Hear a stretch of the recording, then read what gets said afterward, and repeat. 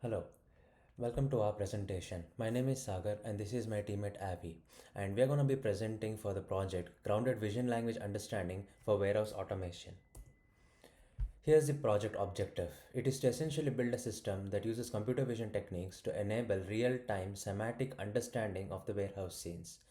The strategy is to do a eye level detection, and then for each detection that we do, we extract eye level attributes such as load, damage, and those sort of metadata information using VLM reasoning, and then we aggregate those instance level outputs into a scene level safety decision.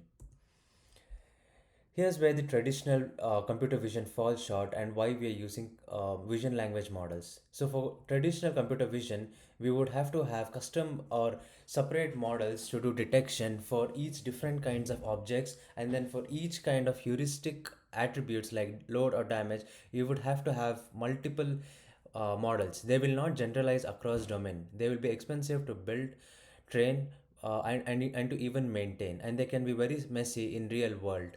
They will not scale across new attributes. Here's where VLM changes that. It enables us to use natural language, and it also makes the pipeline more flexible and easier to extend.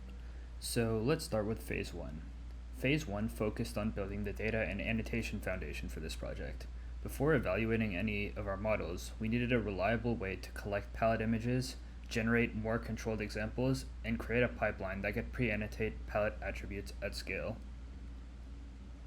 So we worked with both real-world and synthetic data. The real warehouse images are important because they reflect the actual deployment environment, but they were also pretty challenging because they could be blurry, cluttered, wide-angled, and the pattern is not always the main focus. For us, synthetic data helped us fill that gap. It gave us more control over palette count, load state, damage, the environment, and the viewpoint. So the main idea was not to replace the real data, but to complement it with more controlled palette-focused examples. For the synthetic generation, we created 1,000 palette images using SDXL through the Hugging Face diffusers pipeline. Each image was generated at a 1024 by 1024 resolution. We designed the dataset to include variation across single and multi-palette scenes, loaded and unloaded palettes, and damaged versus intact cases. This gave us a richer dataset for testing the pipeline, especially because damage examples can be harder to capture consistently in real-world data. This slide is an overview of our full pipeline. We start with a warehouse scene image. We then use grounding dyno to localize the palette regions within that image. We crop each detected palette instance, and the reason we crop is because the VLM performs better when it sees a focus crop instead of a full cluttered scene. Then we use a VLM, we mainly used Quen, to reason over each crop and extract the attributes which we're interested in.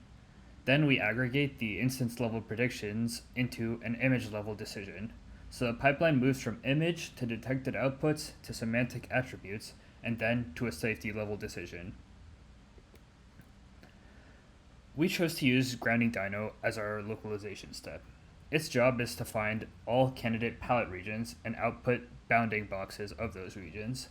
This is important because the raw images are, as mentioned previously, they're wide-angled and cluttered, so asking the VLM to understand the entire image is less reliable.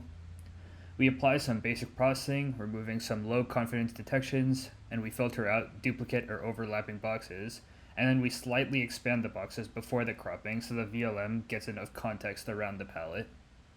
Now we're on to Phase 2, which focuses on zero-shot vision language inference. After Phase 1 gave us the detection and cropping pipeline, the next question was whether VLM could extract useful palette attributes without any task-specific fine-tuning. So this phase is mainly about using the VLM as a pre-annotation tool and measuring what it can and cannot do reliably. Here, each cropped palette region becomes the input to the VLM.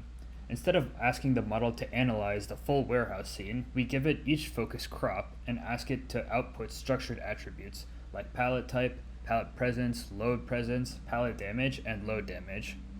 One design choice that we made was to ask the VLM one attribute at a time rather than using one large mega prompt to ask everything. That made outputs more consistent because the model only had to focus on one decision at a time. The value of a VLM is that it can reason about semantic attributes like damage or load state, which are harder to capture with simple object detection. For the experiment, we used the 1,000 synthetic images that we generated in phase 1.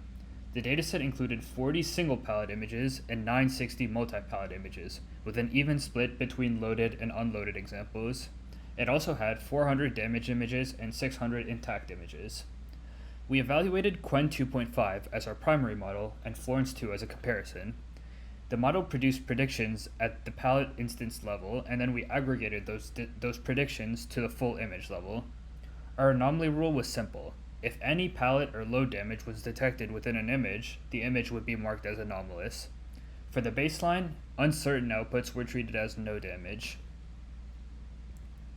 Now let's dive into some of the results. This slide shows the main trade-off between the two models. Quen had a much higher precision, around 88.8%, which means that when it predicted damage, it was usually correct. But its recall was only 39.8%, so it missed a lot of damage cases. Florence 2 behaved in almost a complete opposite way. It had much higher recall at 72.3%, so it caught more damage examples, but its precision dropped to 56.3% because it produced more false positives. The takeaway that we took was that Quen was more conservative, while Florence was way more aggressive in terms of categorizing damage. In a safety-sensitive warehouse setting, this matters because high precision is useful, but missed damage can be a major issue. This is an example picture of our pipeline working on synthetic data. Grounding Dyno detects the palette region, and then this crop is passed into the VLM. The model returns structured outputs showing that a palette is present, there's a load present, and that there's no palette or load damage. This is the intended behavior of the system. Take a visual crop, turn it into structured metadata that can later be aggregated into a scene-level safety decision. This slide shows exactly why we need these instance-level prediction. In a multi-palette or cluttered scene, the model may produce different outputs for different regions. One crop might show visible palette damage, while another might not.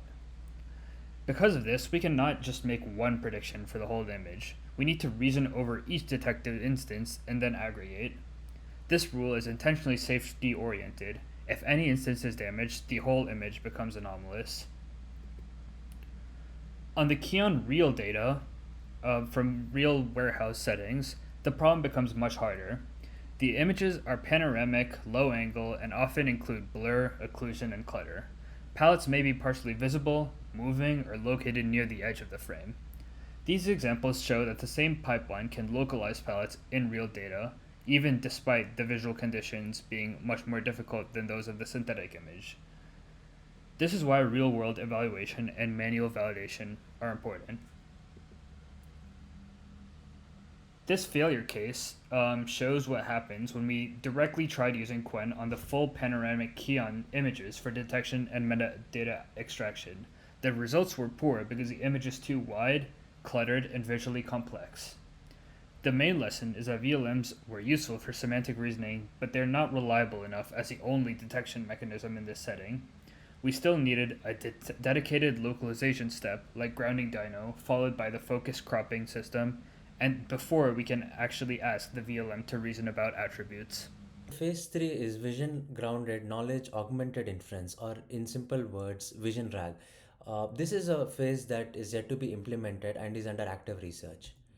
Here's the high level overview. So, we already have a vision front end that does detection and extracts attributes.